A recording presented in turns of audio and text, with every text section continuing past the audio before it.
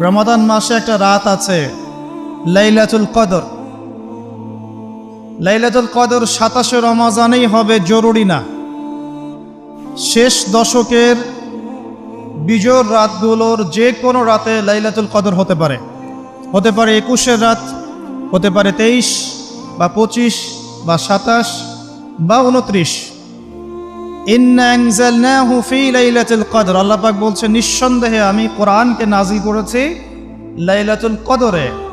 ওয়ামা আদরাকা মা লাইলাতুল কদর, হে নবী আপনি কি জানেন লাইলাতুল কদর কি জিনিস? লাইলাতুল কদরি খায়রুম মিন আলফি শাহর, এই রাতটা হচ্ছে 1000 মাসের চাইতে উত্তম। কোরআন নাজিল করার কারণে লাইলাতুল কদর 1000 মাসের চেয়ে উত্তম। এই লাইলাতুল কদরে আপনি ইবাদত করলে 1000 মাস ইবাদতের নেকি পাবেন ইনশাআল্লাহ।